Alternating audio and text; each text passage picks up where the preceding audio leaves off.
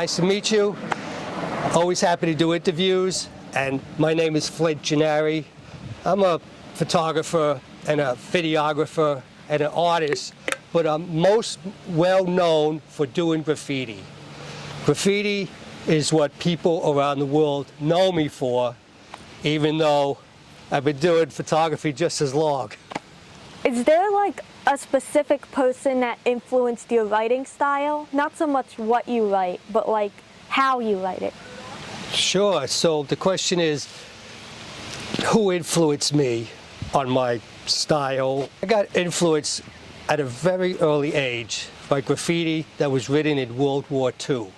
There was this character named Kilroy, and he actually wrote on all the boxes that went overseas with the weapons and the ammunition and all of that. So basically, he was writing his name, Kilroy was here, and it ended up all over the world.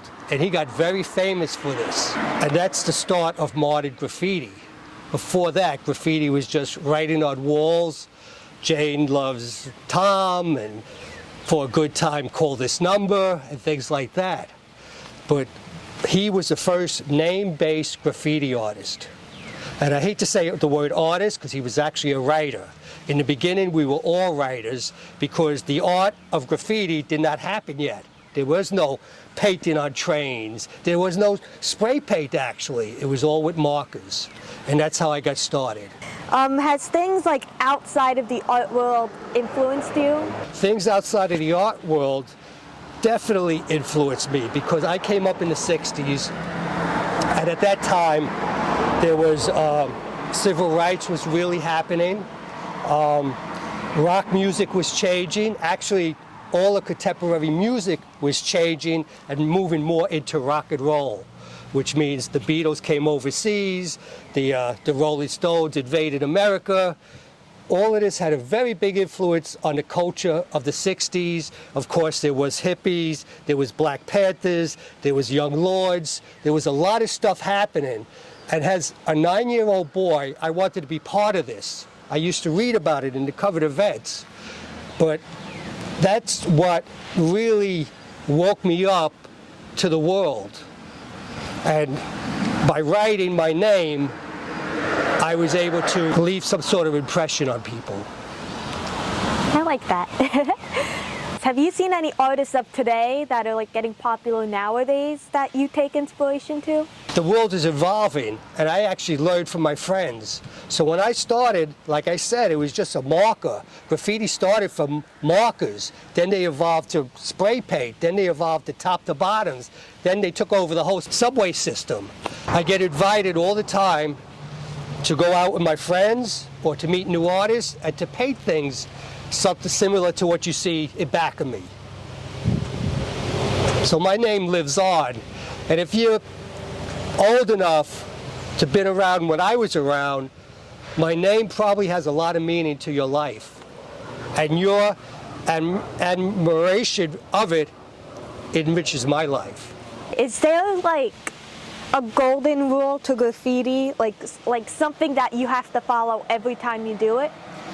Yes, there is. Unfortunately, just like everybody in the world and all the different kind of people, not everybody follows that rule. When I was getting known, we used to not write over people's names. That's one thing. But then somebody came along and he used to write Hot 110. And he just did that to get notoriety for himself. So he used to cross out our names, which is really, you know, who is this guy? What's he doing that for? So he wasn't really part of us, but he was part of us because he was a graffiti writer. There's other things also, because we all copy from each other. In our culture, it's called biting each other. So, for example, my friend who wrote LSD Ohm, he took his letters from another guy before him called Stay High. The S, a lot of the letters are the same in his name and the other name. Now this is sort of flattery. This is how we pay homage to people that came before us. Is there anything that you would want to say to aspiring young writers? Sure. I mean, you know, writing is just one art. Now, writing is accessible to everybody. Like, what I mean by that is, if you're poor, you have no money, you could probably still get a marker or a can of spray paint. It's not like you have to spend a lot of money on camera equipment or, you know, arts and crafts. Writing is a way to get known with just a marker. You could do it just like as easy as that.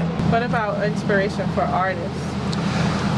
Like anything else, if you're interested in art or the culture of graffiti, you just have to study it. You should always study things before you get involved with them. Now, it's going to come easy to somebody that has it in their blood already. It's just like a musician. If you have good ears, you're ahead of the game. And that'll make your hobby or your art easier to do. So if you're an artist and you like comic books or you're sketching anyway, it's going to come easy to do some great designs with your name with some great wild style because you're already thinking along those lines.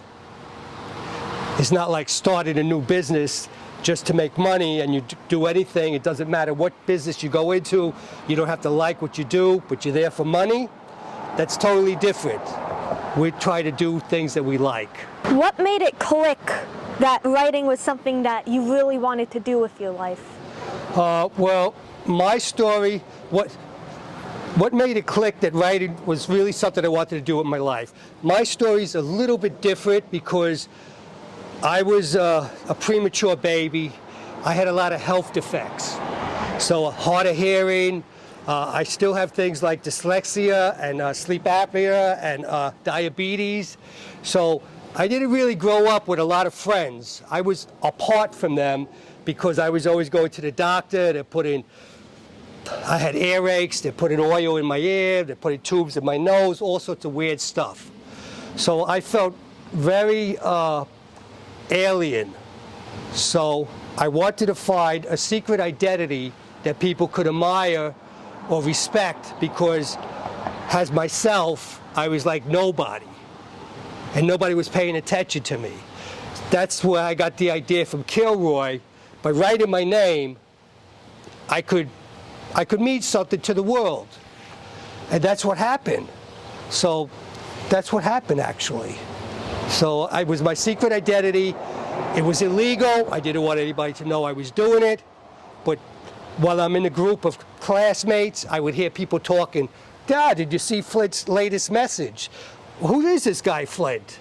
My name was not Flint at that time to the world. It's like you were Batman.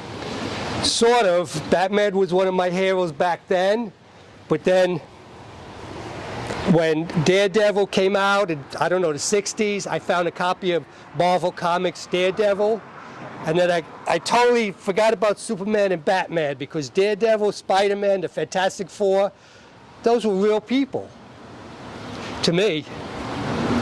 You like Marvel better? Much better. Yeah, that's the right answer. All right. Good, Karlie. So online, like raw footage and graffiti art is getting more of a traction. Do you ever plan on getting yourself an online presence? Yeah, we try. It's hard. I have friends that are very, very successful. I have artist friends, all they do is art. I do photography, video, and art. But some of my friends, like, say, Crash, he completely paints around the world. He also paints cars and paints guitars. And who buys his guitar? Eric Clapton. You know, he's very well known. He could make a living from his art. That's really something that I respect. There's other artists that I respect also. Banksy did a lot, came from nowhere, made a big name for himself. Millions and millions of dollars is generated through that. I mean, I could go back as far as his Basquiat. My friend Al Diaz was the guy that wrote Samo with him. That became very, very big. And Basquiat is gone, but Al is around and doing very, very well. I'm proud to say he was a classmate of mine. So I might have influenced him a little bit. So the pandemic came and completely knocked out my photography business. Luckily, not all my eggs are in one basket. The weddings were all gone, but we devised other ways. I'm a YouTube storyteller, so I started doing YouTube, and I want everybody here to subscribe to me because it really helps me out. What's the username? It's just Fine Art Fotos. Photos is spelled F-O-T-O-S, the European way, because all the P-H-O-T-O-S were taken. Right. In any event, I did some other types of photography, mostly live streaming. You can use your cell phone for that, and I was hired to do a lot of live streaming of events. Or Zoom, you know, because events weren't really happening, so I had to something was happening, I would have to videotape it and live stream it so everybody could see it. And that kept me going. Real estate photography keeps me going. And you know, I keep busy. I didn't lay off my employee, and he does all my editing for me, Christopher Raimonto, and he's been with me at least 10 years. Is there like a favorite thing that you like to do in your art? Like your photography, a favorite subject, your writing, a favorite thing to write? Well, I'm a photographer from way back, so I pride myself on doing almost any kind of photography. There's a few things I don't do, but I do have 20 Instagrams, and each one has a different type of photography. So, yeah, I'm sort of a general practitioner. Like if I just only did weddings, I would have to be out of business or just starting to get back into business. But since I do all types of photography and people know that, I do get work. What I always wanted to do was photojournalist, photography, and it didn't really turn out that way. I do it very well, but I was never discovered to do that. So I taught myself photography by looking at Life magazine, Look magazine, and those great photographers inspired me, and I could see what they did, and I try to do that whenever I can. But actually, to make a living, I have to do baby portraits, weddings, sweet 16s. I did a wedding last night on a boat. So I don't turn anything down. And I just want to say one more thing. All you people that are doing photography now, I don't know what to say, but you took business from me because I used to make so much money and nobody wants to pay anymore. Just saying, if you're doing photography, keep it up because that increases the vocabulary of photography. All of you guys have a dialogue with photography, and photography around the world is getting better. The cameras they're making, like a GoPro, these are giving us images that we never had before. You can put it on your skateboard, you can put it on your helmet. It's amazing what's out there. So I'm old school, but I'm learning. What can I say?